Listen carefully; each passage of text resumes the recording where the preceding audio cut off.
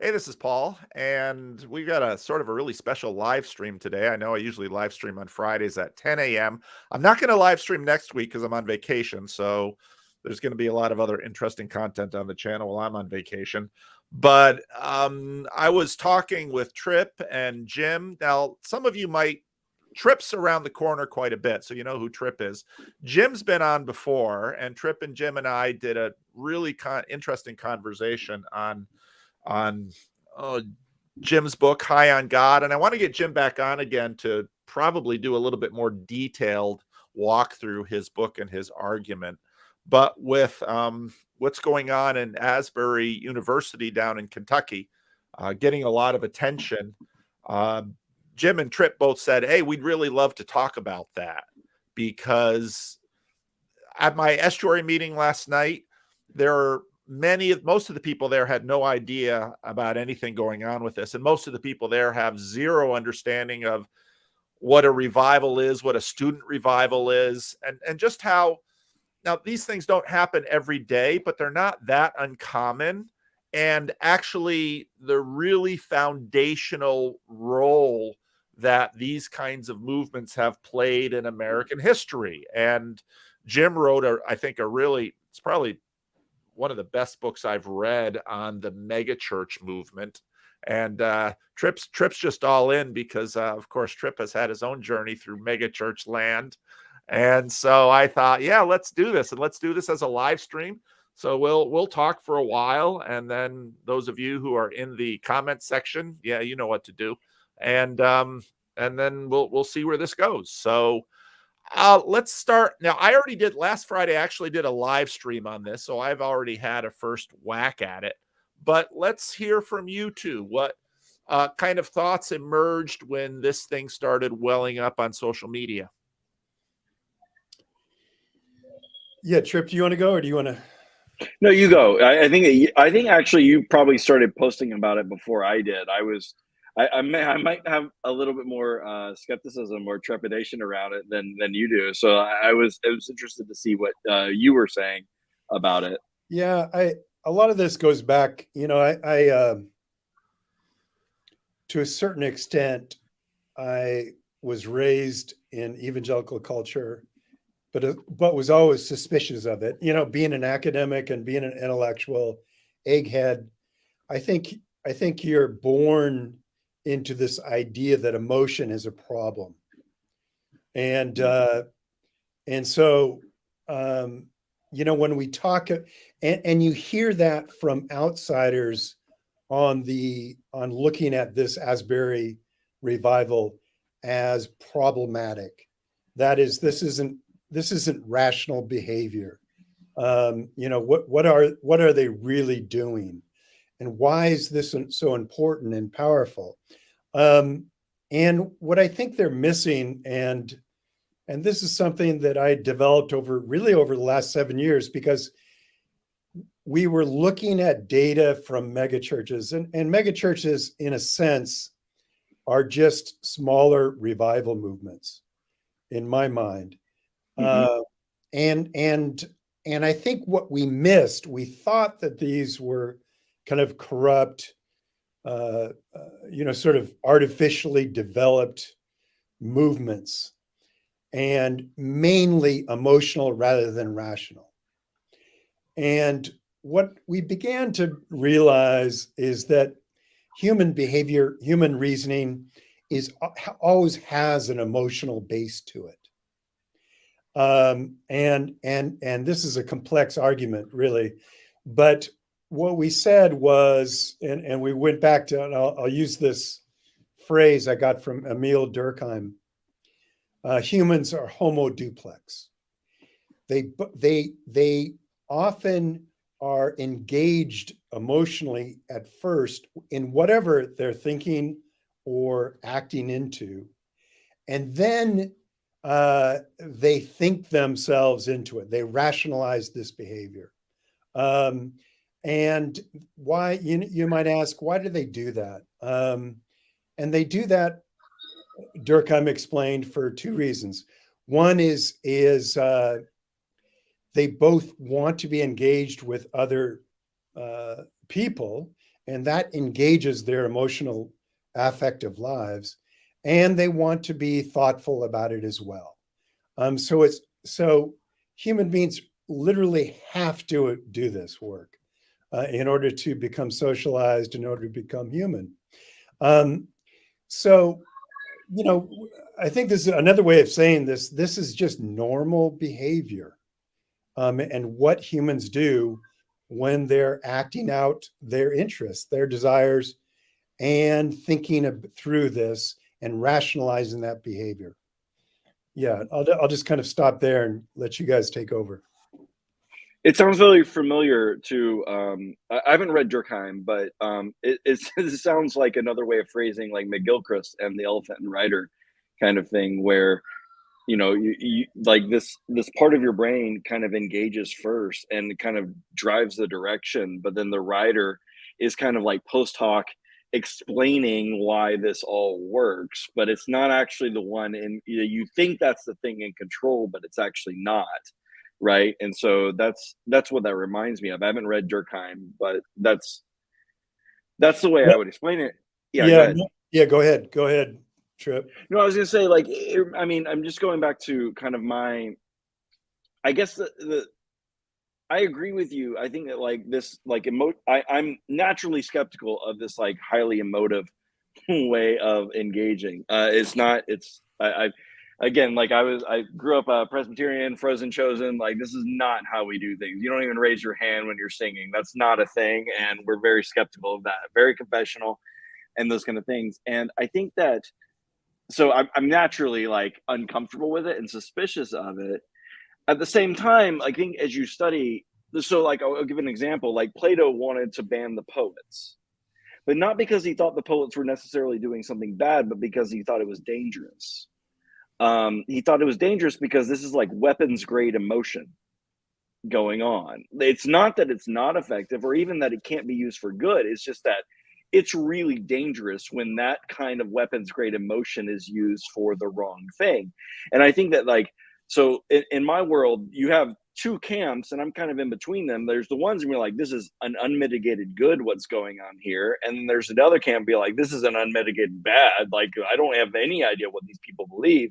Or what the goal is, or what the success metrics are, or like, how are we going to tell if this works or whatever? And I'm kind of in between being like, I don't know. It's a really, but I agree with you. I was talking to Sam actually, Paul, before this, and it reminds me, and what Jim just said, is that we were talking about this, and you're like, well, in some senses, what's going on in Asbury is fairly small in the history of American revivals, right? We're talking about maybe 50,000 people, roughly, might have gone to this. Like, there's been bigger revivals, right? Like Billy Graham was filling up Yankee Stadium. At the same time, this is a small town of a few thousand people in the middle of nowhere. There's no celebrity pastor involved in this either. And you also have the megachurch, which, going back to what Jim said, is kind of like a mini weekly revival going on that wasn't present in the 19th century, right? And so you would have these big celebrity pastors attracting people to these like urban centers or whatever for these larger scale revivals. I don't know if we'll ever see anything like that again because we have mega churches in every city now. Mm-hmm. And so like what's fascinating to me about this is that it's a small town. There's no celebrity here. There's no, like, I listened to the sermon. It's not anything to be blown away by. Like, it's like, this was like literally an assistant soccer coach giving the sermon that kicked it off. This is not someone that you're going to even put on a big live stream or any, like, it's just not that. And so that's where it's unique to me also. But this is not Billy Graham. Billy Graham could command a room. Billy Graham could command a stadium. This guy did it. And yet something happened. And I don't know what to make of it, but that's why it is fascinating to me, because it does seem both a continuation of American revival, like this is Americana, and it's something also different in a lot of ways. Yeah. I suppose, Tripp, kind of going back to your remarks about emotion, I would just simply say that any social action has to have an emotional element to it. You have to have an effective relation to what you desire, and you do have that, regardless of how rational you are. Yeah. I would dare say that Episcopalians, in a similar way, maybe they don't talk about it, but in some form or another, they're deeply in love with the sanctity of the ritual. And so emotion can really be described and felt without sort of the, tears or yelling or whatever you might have in mind. And I know you well enough, Tripp, that you hold your faith in with great depth, and you feel something very deeply when you are in it. Now, you may not come off as an emotional Emily, but I just don't buy what I've really become convinced by is Rhonda Collins' work on emotional energy. He basically coined this term, emotional energy. That is, whatever we do, I mean, we do it because we are affectively biased toward it, and it moves us, and it moves us not just in our emotions but in our thought life. So emotion and rationality are actually quite enmeshed. So that's just another way of saying, I started reading about the Asbury revival, and a lot of condescension from people. And I just thought to myself, okay, let's go into your mind and your heart. There's something pulsing there. So I just don't buy it. I don't buy it. Anyway, that's another way of saying. No, I think you're right. I think it's there's a certain strain. I mean, I think it's like a broadly Western thing anyway, like even outside of certain strands of like Christianity, where we think we're a lot more, we're like Spock, right? We're just purely rational and those kind of things. And it's like we're divorced from the fact that we're really not that at all. Like even those of us who fancy ourselves that way, it's really not that's what's going on. Some like, and like Jonathan Haidt talked about this too. We're doing a lot of post hoc explaining of a decision that we've already made. Right. And a belief that we've already adhered to. And really our rationality or our rhetoric or even how smart we are is just making us better or worse at explaining the thing that we already are doing. And so that's where like I look at it and I'm like, I don't know, like looking at Asbury, like, okay, what's going on here? And so to my more like reformed like Calvinist friends who like are like kind of like, no, this is not a revival or whatever, I'm like, well, I don't know, like a bunch of college students are taking time out of their weekends and days going to volunteer, to pray, to sing hymns, read the scripture, and they're doing that day after day after day for weeks. I don't know how long it's going to last. I don't know what the end effect of it is, but like what do you want? Like what do you really are you asking about? Like if that's not I don't know if it's a revival. I don't know. I think I think it's just a megachurch service that has just lasted for 3 weeks. That's what I think it is. And there's nothing wrong with that. That is what I see. A couple of points here. The powers that be there, they've done a number of things. I think Thursday, I think they decided to land the plane on this thing, partly because they were simply overwhelming the town, which wasn't terribly Christian to do. Literally a 2 stoplight town. That's town. Right. It's like literally like 5,000 people. So they landed the plane on that. Part of the interesting thing about this is that this is in the age of social media. And so there are a lot of big name celebrity pastors or wannabe pastors and performers that wanted to get on stage and and the school in their wisdom said, no, we're not going to do that. And it also wouldn't let like people over 25 in the room. Said, no, this is for younger folks. You old folks, you can do your thing out someplace else. It's as interesting to me, and the people themselves haven't called it a revival. And you can find a bunch of other different podcasts where people start to list similar student movements in the 50s, 60s, 70s, 80s, 90s, at Wheaton, at Asbury, at a lot of different places. And so I think part of the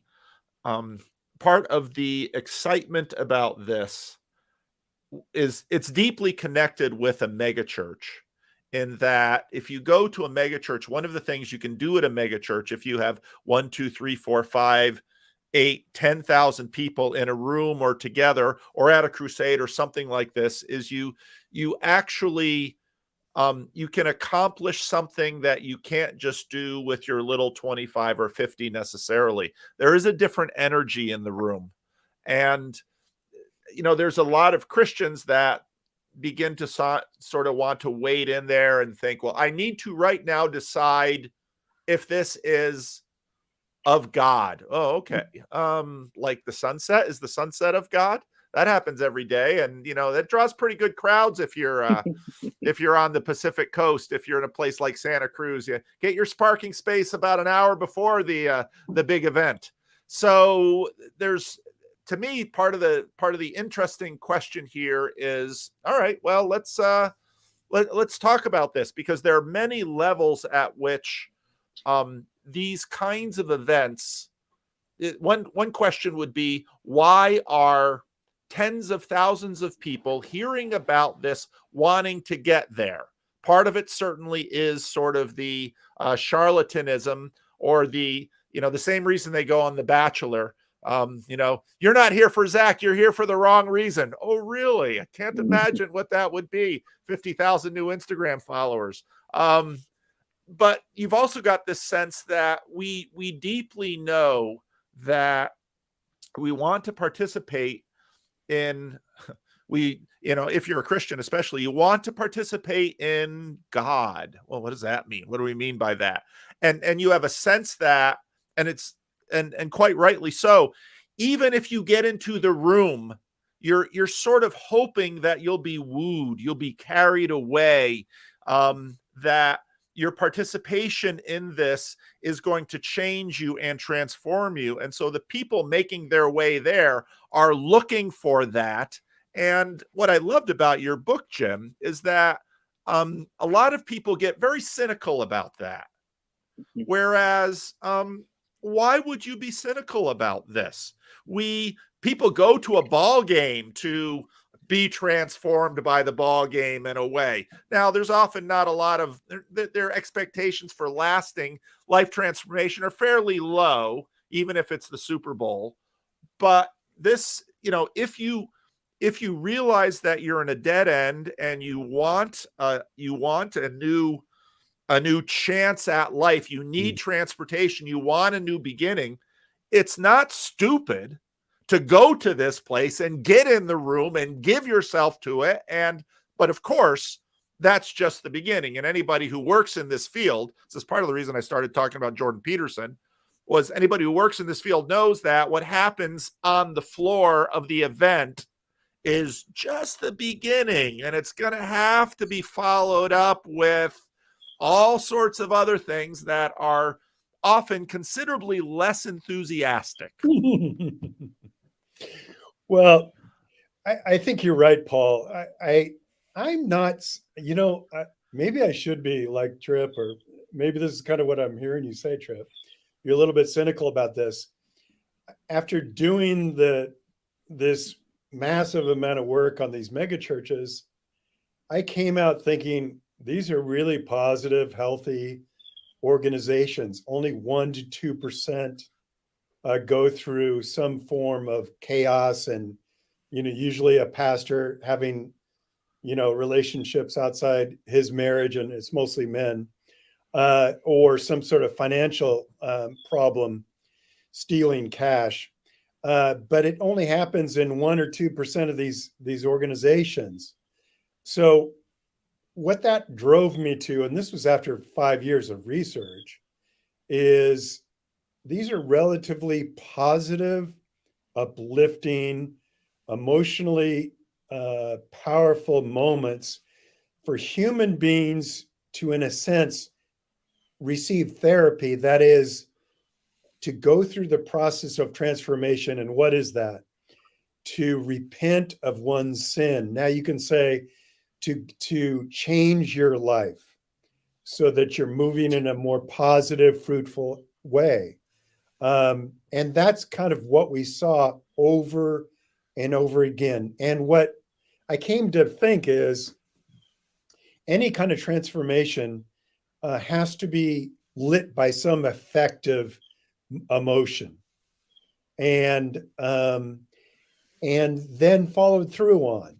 And so these mega churches were incredibly successful in drawing people into community, into service, and into kind of a full life in Christ, to speak in their terms.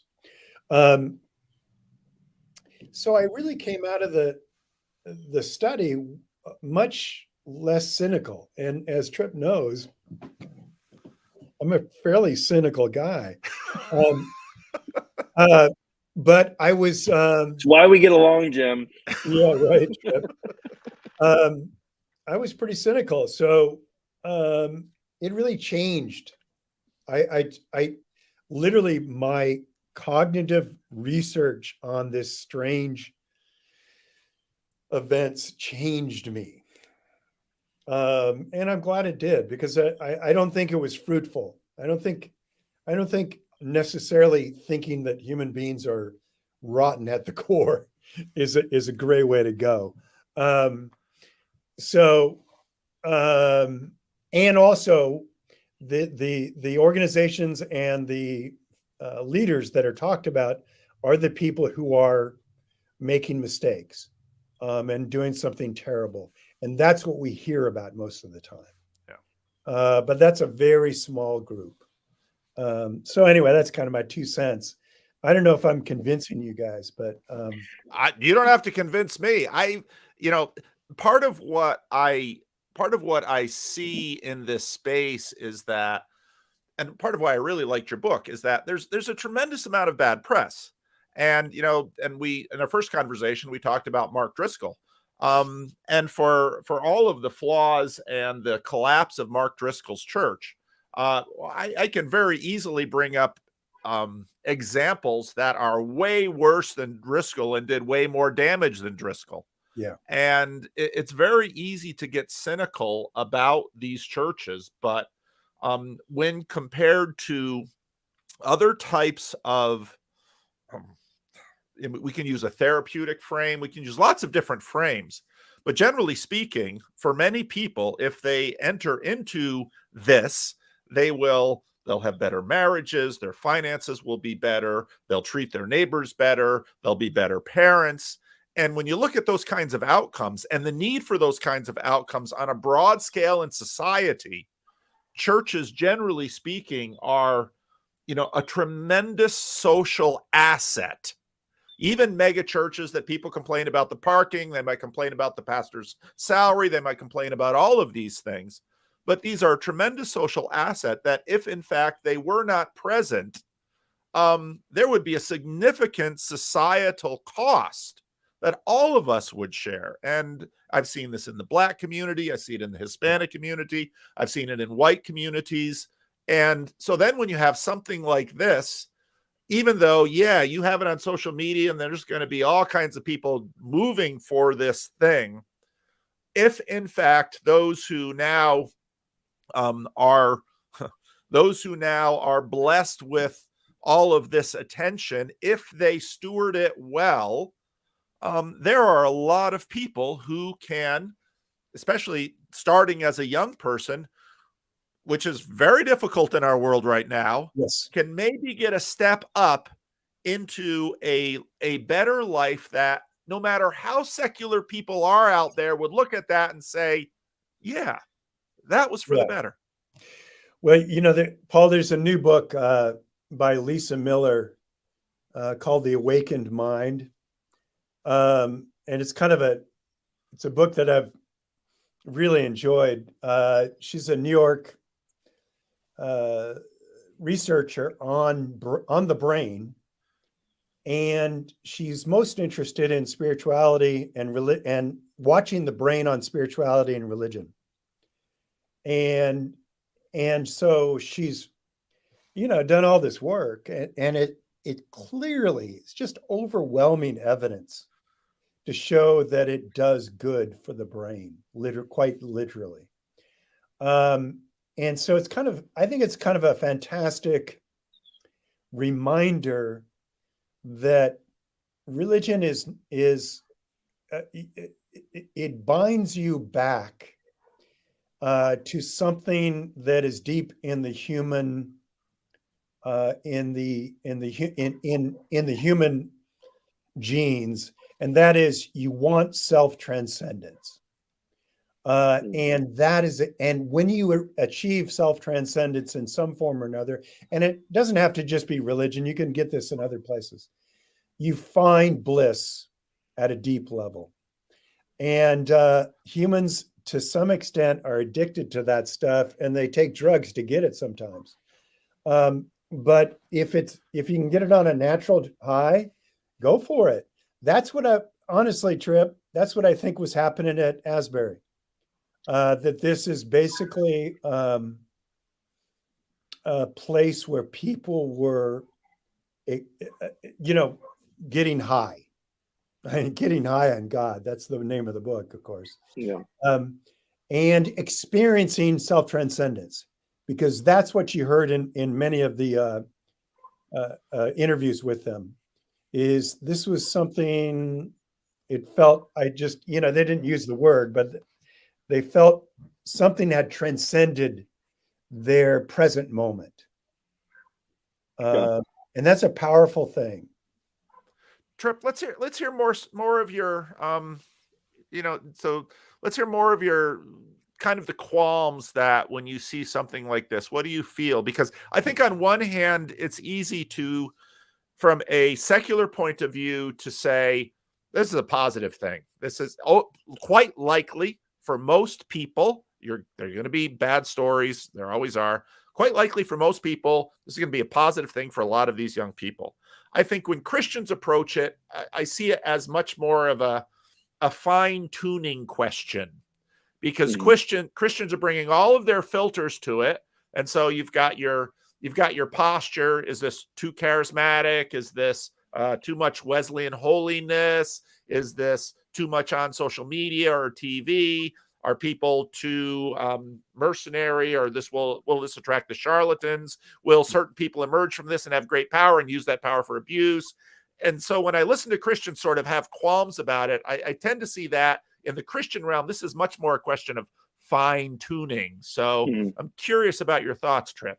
Yeah, so I going back to a couple of things before I go into what I think would be my qualms. I don't think, Jim, I don't think you should be more cynical than you are about this. I think that I'm actually trying to tamp down my own cynicism about it, because I think that that's naturally how I look at it, but I don't think I should.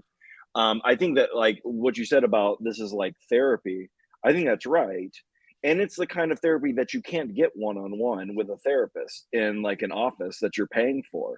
This is a community that you're being invited to participate in that you cannot buy with a psychology degree or anything else like that. That's not what you're getting. And so it's a type of therapy that you have to get in these kind of situations. And I think that's really important that so when we add the just to it, where we say, well, this is just an emotional high, or this is just the beginning or something, I think we downplay something really important. It's not just the beginning. It could be the beginning. It's not just an emotional high. It's something really good.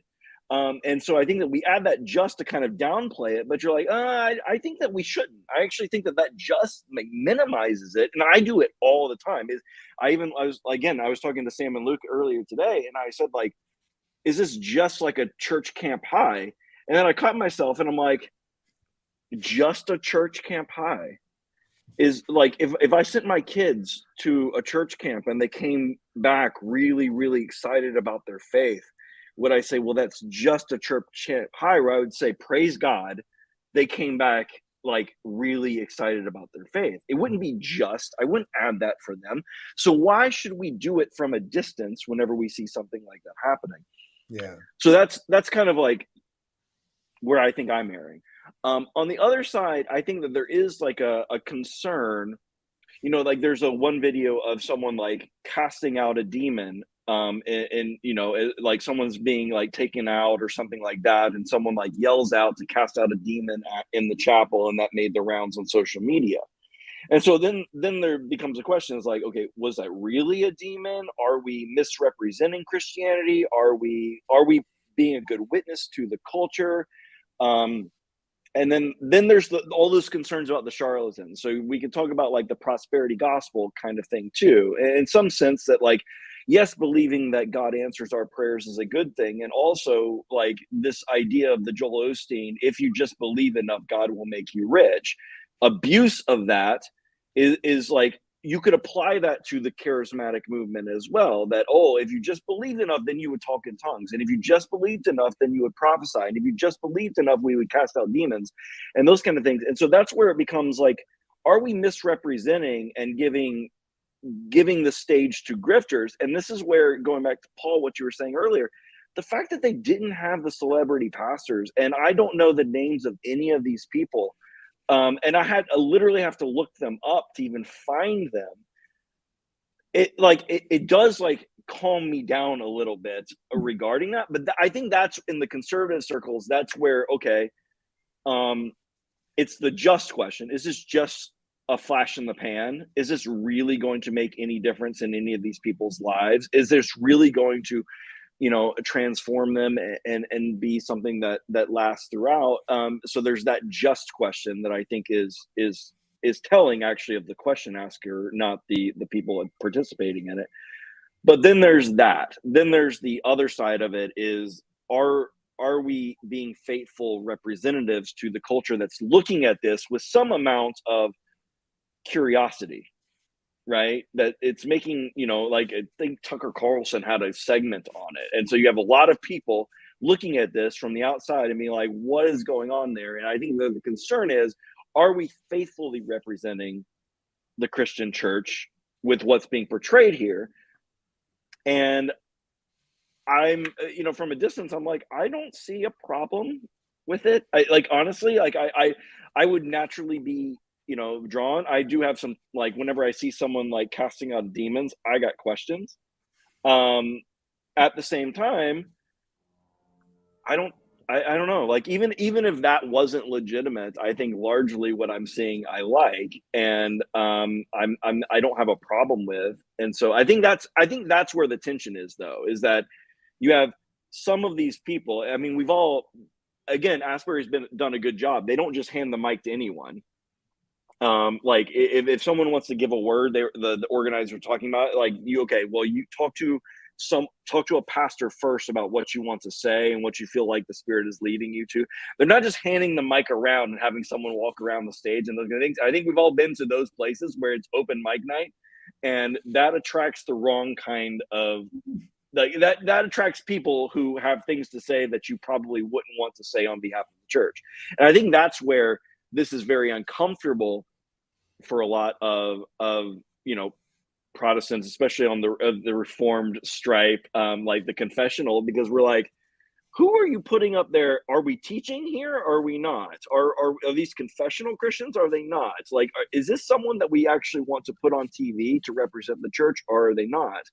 And I think that's where it's like that kind of, Paul, what you tweeted the other day about the bounded set versus centered set, right? Like, these are people who like their boundaries. They like their fences. They don't like the people that don't have the seminary degree getting up on stage and having the mic and talking about things. They want it controlled and directed in a way that's comfortable and has precedent, versus what Asbury is doing, which is something in between. It's not bounded exactly. It's not centered exactly. It's somewhere in between. which is probably the healthy way of doing something like this. But I think that's where the tension is Yeah. like you have all these like bounded people coming in and be like, you should have drawn it. There needs to be a fence here and a fence here and a fence here. And they're not comfortable with the fact that they don't know where the fences are. Yeah, you know, it's I think it's a good point, Tripp. I'm less worried than you are about it, but I suppose there's a way. Well, I suppose there's a way in which I distrust those who are on the sidelines, sort of being cynical about it, because how do you come to faith? Really, I think for most people, it is an emotional reaction to the state of their soul in some form or another. And so that's going to, you're going to have to be struck with an answer to that emotion. And also, and I don't think we should downplay this, is this generation we know there's massive depression, massive identity crises going on, as far as what we can hear in surveys of the generation. And what that means is there's a great deal of cynicism about life in general, and not very much hope. And so I kind of think of the church, particularly in this situation, but also in general, as a place where hope can be fed. Mhm. And that, it's, let's be honest, it's the good news.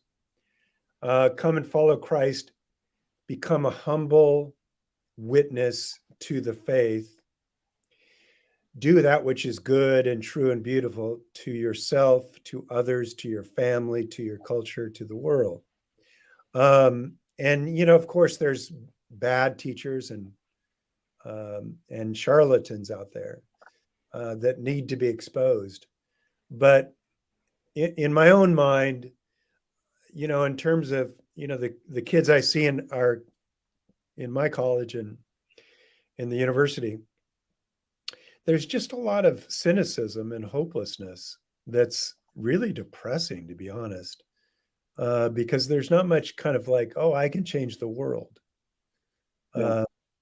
And I think I would argue that that's more problematic than a few charlatans in religion, who will be exposed, in the end. But I want to take that seriously. I'm just saying, I wonder. No, I don't think you're wrong. I don't think you're wrong. I think that, to some extent I've been infected by like some of the cynicism of the culture as well. And so like there's some things that I'm skeptical about that maybe I shouldn't be, for the same reason that your students are. And we were talking about this earlier, but I think that like a lot of our academics and our education and our training like reflects that, where we're actually teaching people to be cynics. Yeah.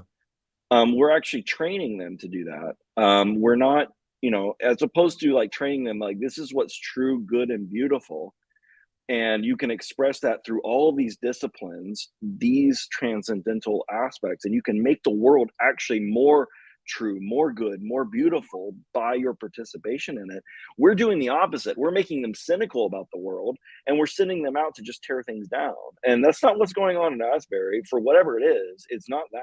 And that's better than whatever we're doing now. And so I don't think that I should be as concerned maybe as my gut reaction is about it, because honestly, I've seen some things that I kind of like, squint at, but mostly I see a bunch of kids like really excited about their faith and the future and their community and doing good things. And that's exactly what we should want, right? Like, why are we there's no just that needs to, it's not just that. It's like, that's good.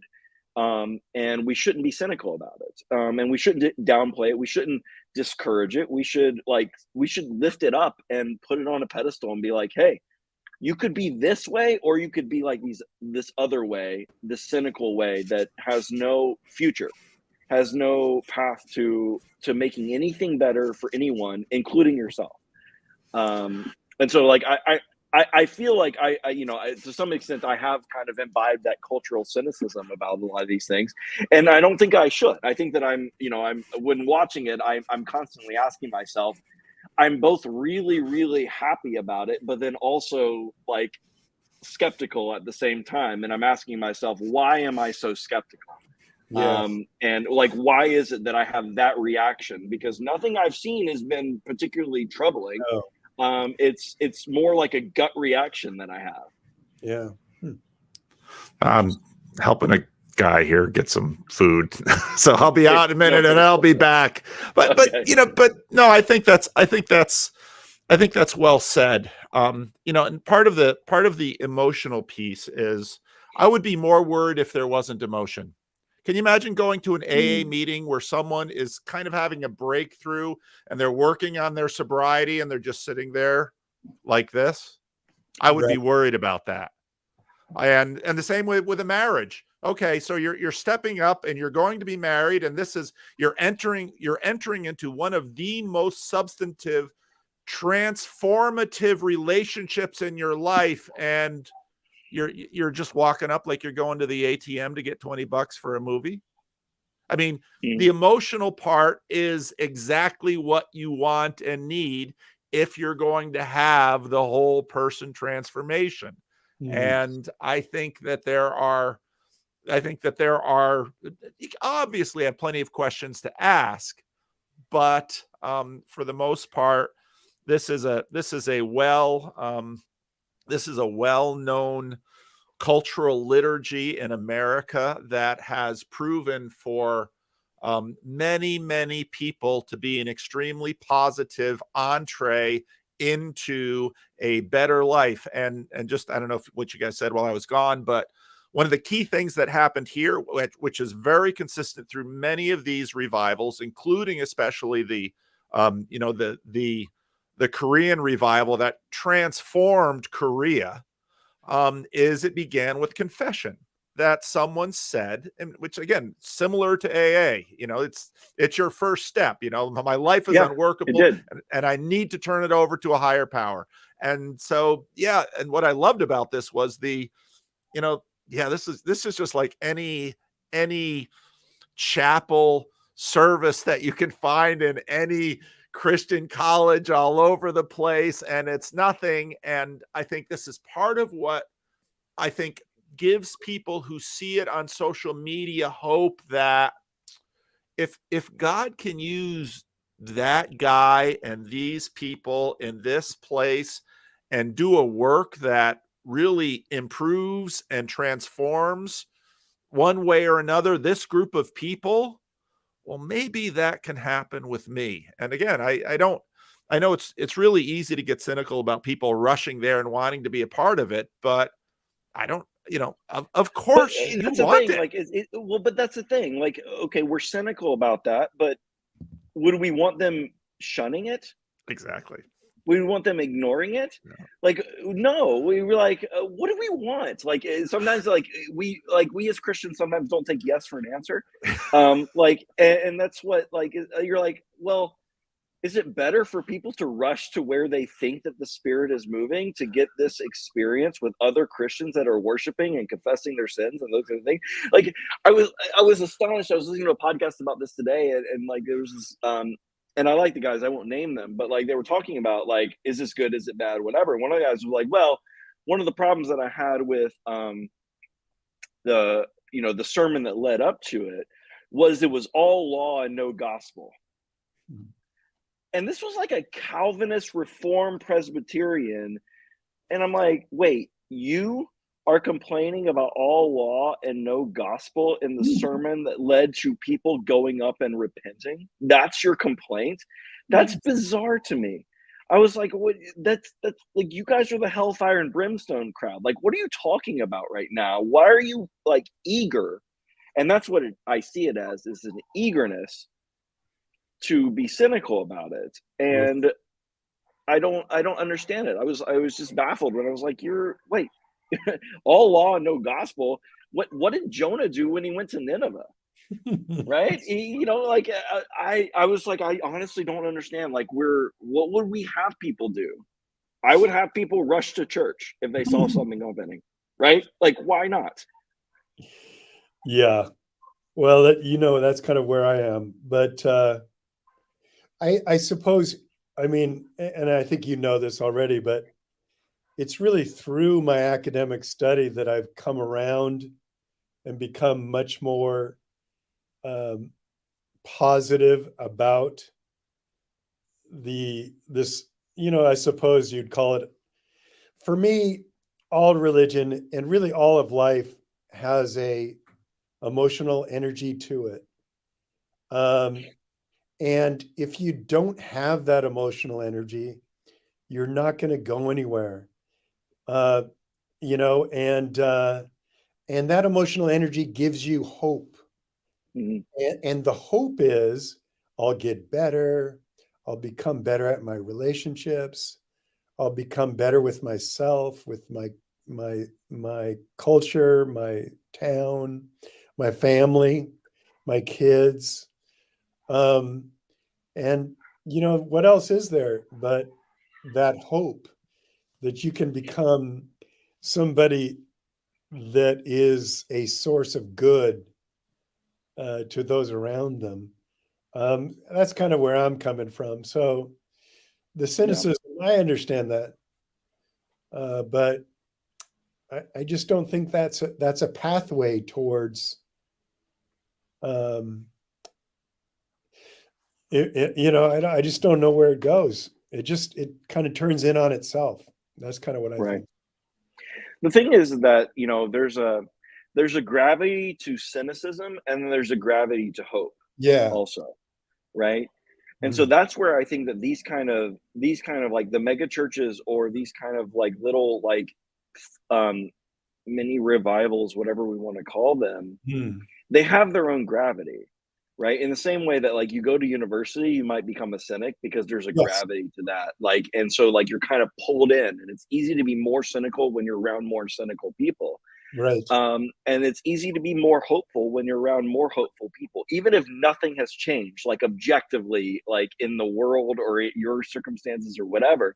But if you're around more hopeful people, Yeah. it's easier to be hopeful. It's easier to be loving when you're around loving people. It's easier to be a cynic or hateful when you're around cynics and hateful people.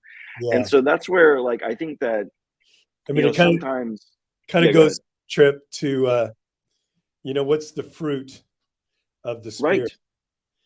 Um, and if there's no fruit, basically that's another way of saying you're a cynic who's without hope. And what good are you, right? Yeah. So gosh, I sound like Mr. Hopeful, don't I? No, no, it's great. Well, the other thing that I wanted to point out is that, we were talking about fruit and hope and all this kind of stuff. Um, and this is being like these kind of like little revivals being very much a part of like Americana, which is true. But like, where is Christianity growing? It's in the Southern Hemisphere. And who's doing it? The charismatics are doing it. That's who's doing it. That's who's like taking over Africa and South America. Like, how many people converted from Catholicism to like being Pentecostal in Brazil in the last like couple years? It's a huge number. And how many people are converting in Africa?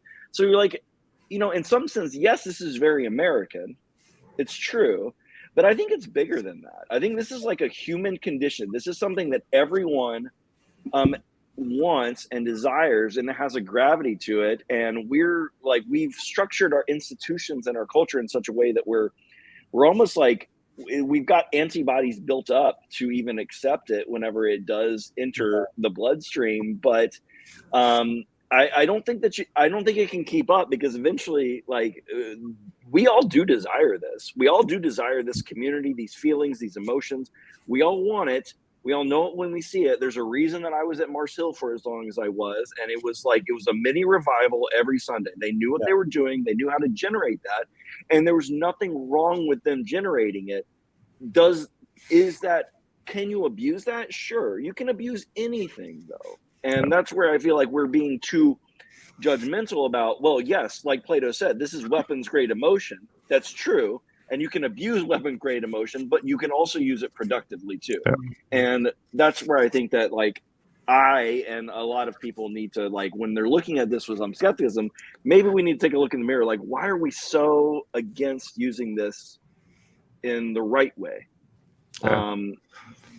And I think, just reading some of the comments on the, on the side, what are the fruit? Does it have a hearth? I think a lot of these things, they're in our minds. They come up for us. And I think that's absolutely fine, because those are the questions to ask, because we have seen there certainly are abuses. We know the stories, and we certainly want the cautionary tales, but, let's celebrate the movement and the produce, and celebrate it while it's here, and see what God does with it. So Exactly. okay, I missed a bunch of your stuff. The little trip to the microwave. My friend gets his food out of the dumpster, and so we'll a little microwave action, and he'll be fed, so he'll be good for a little bit. So you guys have any more on this, or you want to open this up for questions from the chat, or what do you guys want to do? Let's open it up. All right. So okay, y'all in the chat, what do you have to say? And we're listening. I know that all the usual suspects have been. You can't use a move of God. It's idolatry, is basically trying to use a move of God. That's pretty much the definition of it. PBK was off actually carrying fire. Yeah, this concern, Joey sometimes calls it, it's sometimes concern trolling or something, but you're not really trolling. I just don't want to see people get burned, and I'm hopeful as usual. I don't know what to think yet. Chad is asking questions. I won't. People will get burned. I mean, you will not have a movement like this without there being errors, without there being missteps, without someone trying to take advantage of it. You will not start a church without heartbreak and disappointment. You will not enter a marriage without fights and calamities. All of these things come. They just do. They are part of the human condition, but it doesn't mean to not marry and to not give yourself and to not, surrender your life. I mean, it's just, it's part of the package. All right. The Vendonk is here. Who are the they who should harness this spontaneous movement? I don't know. I don't think it's to be harnessed, I guess, is the thing. I think we can go back to Acts and talk about, okay, if this movement is from God, you're not going to be able to stop it anyway. And if it's not, it will fail. So, I don't think it's something to be harnessed. I don't think that's the point. At the same time, I think, there is, for people who are teachers or elders in their church, there is something to be done in terms of discernment. And, from what I've seen from Asbury, they've done a pretty good job. And then the local congregations who are watching this from afar, they have their job to do too. And so I don't think it's to be harnessed by anyone. And in fact, I would be I'm more skeptical if I saw a celebrity pastor trying to harness it and make it that. But that's not what's going on. So I don't think it's to be harnessed. I think that if this is from God, it can't be harnessed anyway. So don't try. Yeah. Fruit is gathered, not harnessed. Yeah. Phlebas asks, I want to hear parallels with things like Fatima. Catholics have ways to verify. Okay, what about this? Because this is another common thing that people bring to something like this. in other words, sort of testing and actually looking at the phenomena itself very carefully within the Catholic Church. I think that makes all sorts of sense, is that the church, in a certain sense, has to police itself and check the spirit, right? Because any kind of charisma like this can be used for good and bad. So, I think that's the part of the checking the spirit and testing the spirits. I think very powerful. And from what I understand, Asbury wasn't just, again, they weren't just handing the mic to anyone. Like if someone wanted to speak, like they had to like speak to someone who was at the church, someone that like there was some kind of vetting process. I don't know what it was like or whatever, but it wasn't just like anyone get up here and teach whatever they want or do whatever they want and that kind of thing. And some people were asked to leave who were doing things that they thought weren't in the spirit of the movement. So there was some amount of vetting. Like we can all like, I challenge anyone to run a revival or a movement and come up with like a foolproof system for like, oh, here's how you do it. But like, I don't think Asbury had their hands off the wheel. I just think that we don't, again, they weren't trying to make it about them and here's our rules and that kind of stuff. It was very much like kind of in the moment making decisions from the leaders of the church and the school, which I don't have a problem with. I don't see any reason to be skeptical about their decision making. So I don't think they were just like, letting anyone do anything. So Tripp, let me ask you a question. How you're in a tradition now in a church that is in a sense fairly disciplined, and probably there's less spontaneity. Yeah. And I wonder, is there room for, right, the actions of the Spirit? And I kind of say that because, as we've talked about here, is that we can be too open to spontaneity, but can we also be closed to it? Yeah. And I'm not accusing you of something. No, it's a good question. Like, yeah, could something like that happen at St. Philip's Church in Charleston, South Carolina? No, like you would not. You could have like movements of the Spirit, and I've been to very moving services and sermons and those kind of things and that kind of stuff. Could you have this kind of like spontaneous people talking and not leaving the church and all this kind of stuff the way that you had at Asbury? No, you couldn't have that, because the only people that are allowed to speak from the pulpit are the priests that are ordained and those kind of things. So like, or at least without like prior permission. It's just not set up that way, but it's also not a college. And this isn't like a student chapel kind of thing that they were trying to do. So I don't even know if that's a good idea, but yeah, no, like the Anglican Church is famously like not open to this kind of, like, you have to be ordained and that kind of stuff. And even to be ordained, you have to have certain credentials and that kind of stuff. So you're not going to have that in the Anglican tradition for sure. You probably couldn't even some other, like a Presbyterian church, you could have it if you had the right elders and pastor that was open to it. But in the Anglican tradition, you're not going to have people up there at the altar, like talking in tongues and whatever. It's not going to happen. That just would, maybe, actually, I shouldn't say that. In America, that would not happen. In Uganda, I don't know. Yeah. That might happen in Uganda. The Anglican church, the Nigerian Anglican church that worships here, yeah, it'll happen. Yeah, maybe the African traditions would actually allow that, but not mine. Yeah, it's helpful to mention Jonathan Edwards with this, because both in terms of the American context, and if you read Jonathan Edwards wrestled a lot with these kinds of things. They have all these manifestations. The Haitian pastors that I worked with in the Dominican Republic, they wrestled with a lot of these things, came to different conclusions. For example, in the area of the country where we did baptisms, often when you would baptize someone, the the Haitians had a lot of ideas about the spirit and the water. And so someone would go into baptism and then they'd start to thrash around and the pastor would take them and dunk them again. And basically the baptism was this exorcism service where you would drown the devil out of your Christians. And so they were doing that in the place that I was. We had different missionaries in different parts of the country. One of the missionaries was like, I don't tolerate that. I tell them to cut it out because that's not necessary.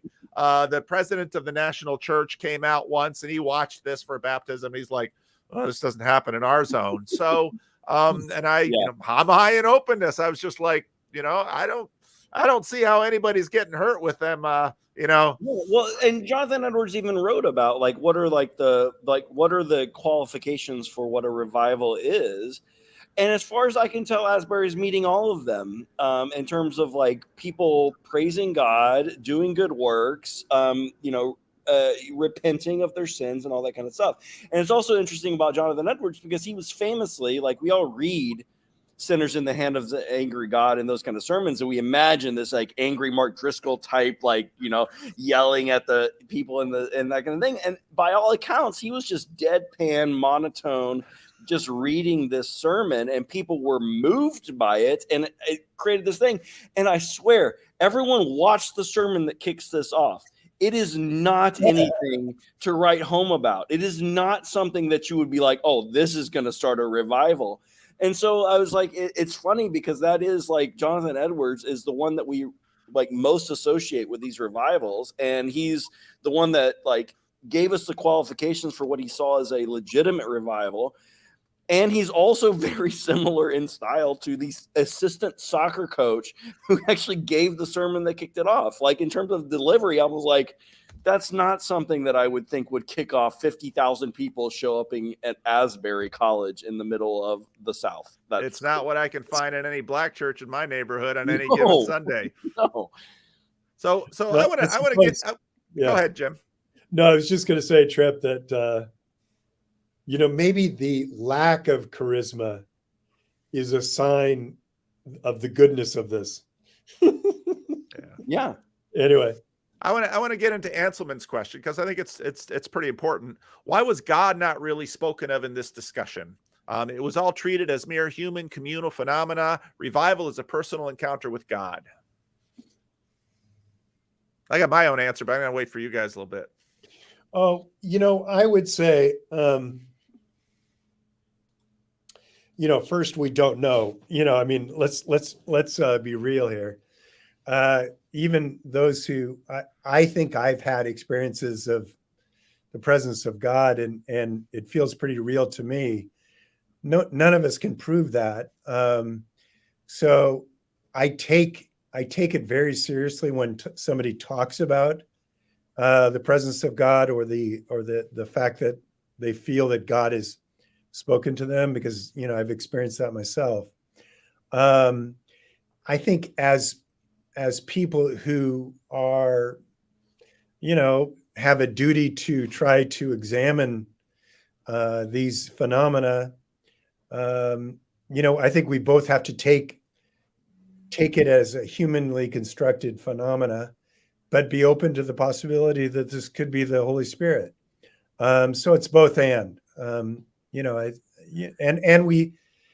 I'm a radical empiricist. And that means I take the possibility of God being working in a moment as real and potentially real. So I don't think it's just human phenomena. Well, yeah. And to build on that, what do we mean by a personal encounter with God? Exactly. Do only theophanies count? Right? Do I have to see a burning bush to have a personal encounter with God? Or does God also encounter me through other people? And through a sunset, through this community, through the church, through the sacraments, through baptism? I feel like sometimes when I talk to people, they're like, well, God, I need to hear a voice from God. They're like, what do you mean by that? What do you mean by a voice from God? Because I talk to a lot of people who hear voices. Sometimes they say it's God. Yeah, sometimes. And sometimes God is actually speaking to me through another person. And in fact, some people did it and we call it the Bible. So I don't I don't think it's an either or, and we can draw a line. Like, me being with other people worshiping and truly praising God is me encountering God.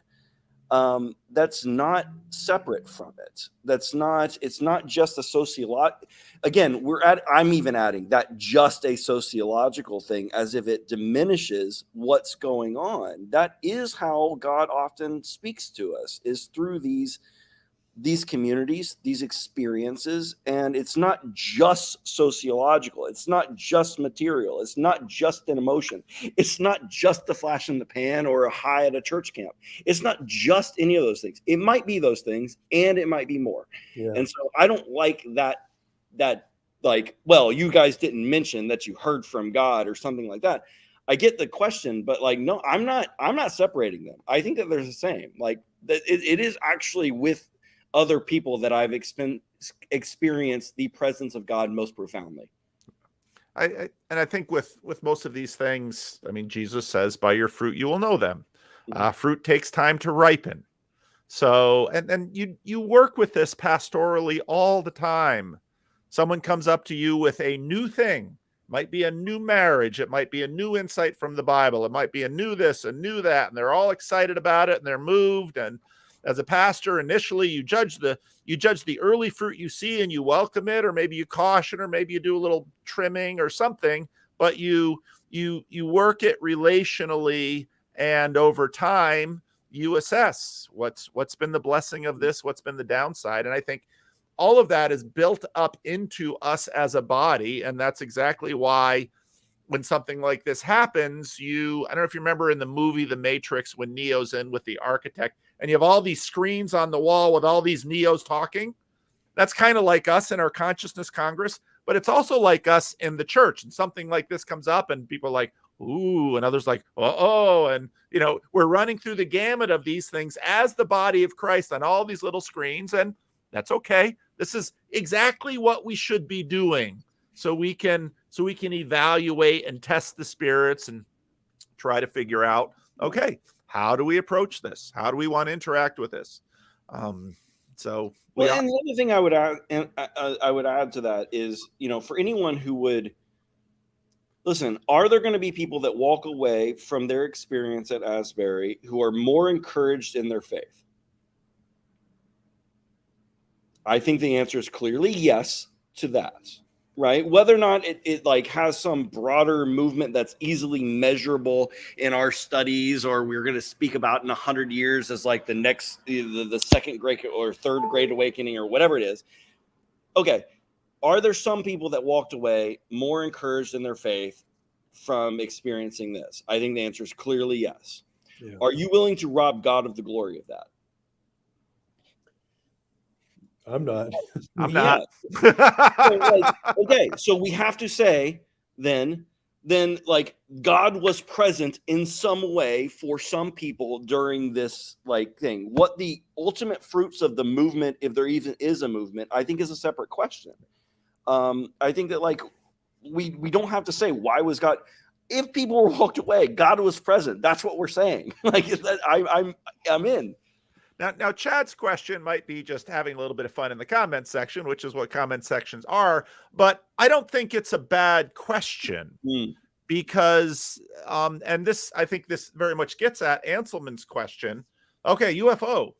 So we're having a UFO revival right now in the country. There's all kinds of films up there, and there are people. And I think for something like this, it's a great example of, okay, well, let's look at the fruit of UFO revivals. Let's look at what this does in people's lives. Are they spending all of their time looking at grainy photographs? What kind of ways are this moving their heart? How is this impacting their relationship with their wife and their children and their neighbor, their parents and their child? How is this impacting where they spend their money? How is this impacting how they use drugs and alcohol? How is this impacting? I mean, you can look at almost any enthusiasm within a culture and run a matrix. And again, I get excited about books sometimes, and publishers love me for it.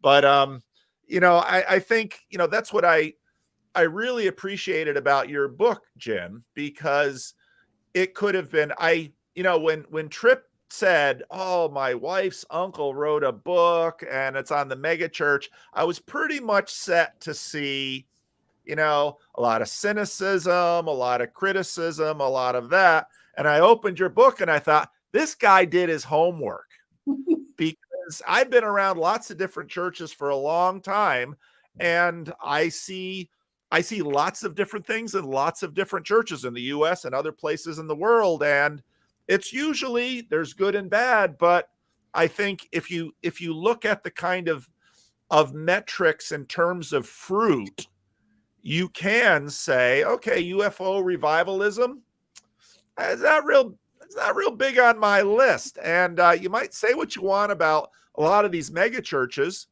And I've been humbled by people in the past. I remember one day making I think it was just in a sermon, this is long before YouTube, I made a really slippery comment about Jim and Tammy Baker.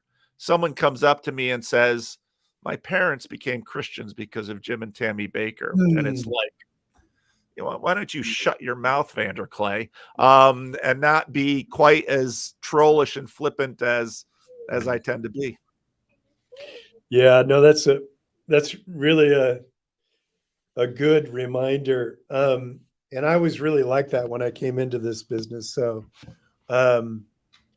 I've come away really sort of disciplined in realizing that, I love my university, but I don't think we're going to start any revivals in goodness towards the world.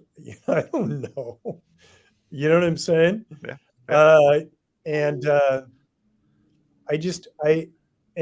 But again, probably shouldn't even say that, because, most generalizations are found to be wrong anyway. So I would just say to people, be radically empirical about all of these claims. And radically empirical means testing the kind of the epistemology of the claim, but also the fruits of the claim. So is it rational? But also, what is the fruit? What is the true fruit of it? Is it producing something that's tangibly good for a culture, a society, a family, a marriage, whatever? And then follow it, if it's good. I mean, that's basically what Jesus said. You got to test the fruit. Yeah. Right. So that's what I think is pretty simple. Yeah, and well, in getting to the UFO thing, like, yeah, that's part of the danger, right? Is that this like weapons grade emotion is that it's contagious. It can direct you to focus on bad things as well as good. And it can be abused, and it can be distractions, and it can be all those things. But then, like, okay, well, then let's just look at the fruit of it. Like, what is actually being produced? Because you're right. Yeah, there's UFO cultists out there who are obsessed with this, and flat Earth cultists who are obsessed with that, and whatever. Right. Sure. Okay. That doesn't mean enthusiasm is bad. That doesn't mean that having a community who is all like congregated around this one idea, that doesn't mean it's bad. It's what comes out of that will determine whether or not the thing that you're being centered around is good or bad. Mm-hmm. It's not the fact that people are enthusiastic about it. And I think that what we've done is instead of like focusing on the fruit, we just focused on the enthusiasm. If it looks too enthusiastic, shut it down. There's abuse there or whatever. And I was like, well, not necessarily. It could be actually really good. Yeah. Yeah, exactly. All right. Have we said what we want to say? Is there something that we wanted to get to that we haven't said yet? I think we're good.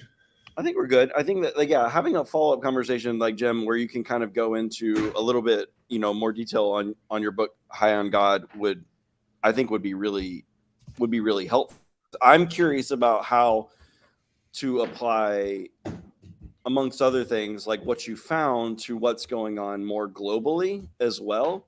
and not just within like the mega churches within the country, but like what do we see going on in like the Southern Hemisphere and those kind of places? And what does that tell us about our faith and the way that we should think about these things? So like that's another conversation that I think would be really interesting.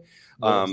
And obviously you've done so much research on that. I would just love to hear you kind of expound more on maybe even things that didn't even make it in the book that you think are interesting. Yeah, sure. That'd be great. All right. I'm always open to you guys.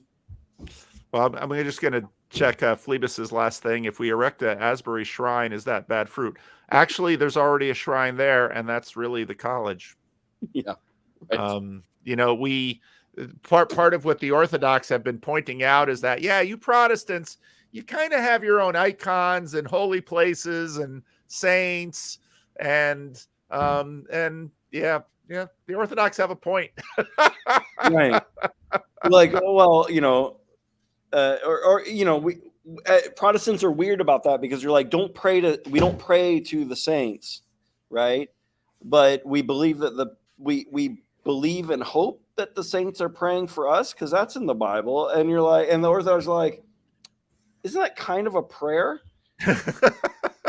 That hope, or that like the saints are praying on my behalf, is that not kind of like a unspoken prayer that you have? And I was like, yeah, it kind of is. I don't know. Like, my kid wants to. There he is. All right, my youngest. Yeah, he's like the guy behind the news reporter on the screen. Yeah, I know he was. Love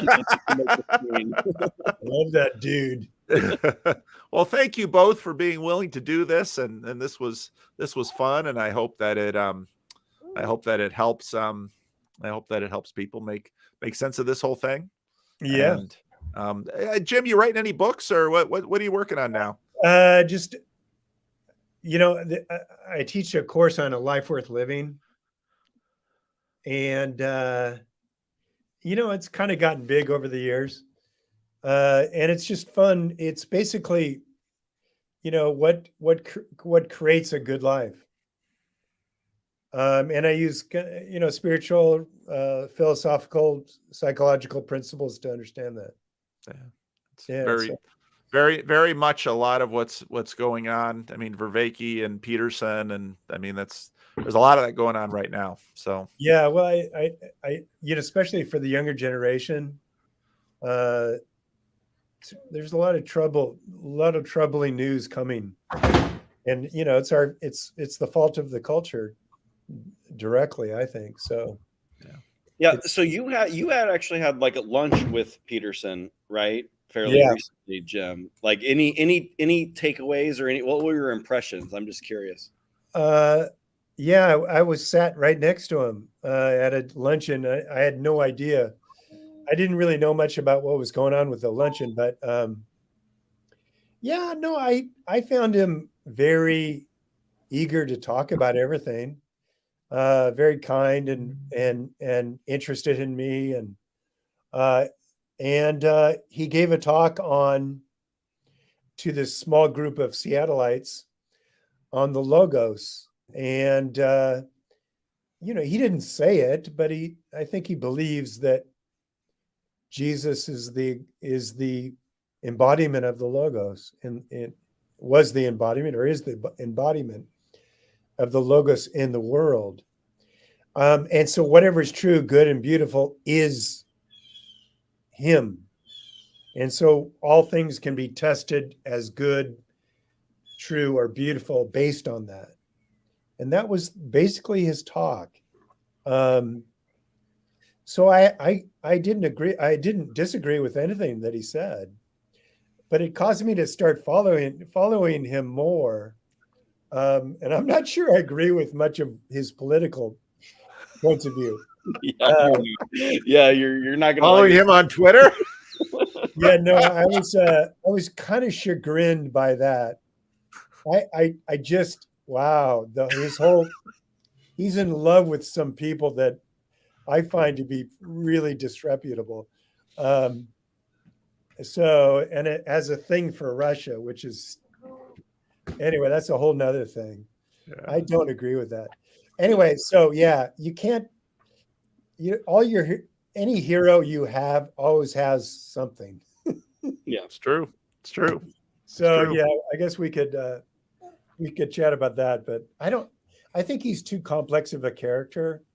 And that's kind of what I felt. I loved his wife. His wife was very kind. But I also kind of sense that he's troubled in his own way. But whatever. Yeah. People are complex. That's how they are. And I people freak out about him on Twitter. Here's the thing. If you know much about a lot of significant characters, we have a much higher resolution picture of people. If we just had his books and his art and his, we would know nothing about any of this stuff. And then people just project and fill in with whatever positive or negative they want to. Now it's like, well, so when the dude is alone, his snarky comments, he likes to go out and make snarky jokes on Twitter. That's him. I mean, imagine if Martin Luther had Twitter. Oh my God! I was imagine what Luther would do. We already know about the snarky comments that he made in letters and pamphlets. Like if he could tweet at 3 a.m. on the toilet, do you know what we would hear? Like, be crazy. Oh, that's an interesting analogy. So I think people worry. I think people worry too much, and they should. One thing you learn as a pastor is at some point you just got to let people be themselves, because that's who they are. And if you're just sitting here whining and it's like, why are you spending your time trying to manage someone else's life? Manage your own darn life. Well, also, and the trouble, I used to do this way too much. That is idealize somebody, and then expect them to meet my demands and standards or whatever. Mm-hmm. And you begin to. I've come to the point where, no, I just need to get my own household put together, and not worry about somebody else's. So to me, I mean, that's one of Jordan Peterson's 12 rules. It is one of his rules. And does he have his household together? Who knows? Well, I don't think he would say that either. He survived a lot. There are people that have their households in considerably worse order than his. Right. Just from what I've seen, his children talk to him. They seem to like him. They seem to respect him. That's not a bad sign. Relationship with his wife, she, that's a good, from all appearances. Like they So he was exquisitely kind, humble, and kind to the audience. His wife was wonderful. It was a lovely time. I have nothing but good to say about him at that point. So anyway, well, there you go. Okay. All right, we're going to end the broadcast. So thank you all for joining us, and thank you, Jim and Tripp, for coming on the channel. And there's going to be a lot of weird things on the channel next week. So buckle up, boys and girls. I'm sure folks will have comments to make. Okay. Take care, you guys.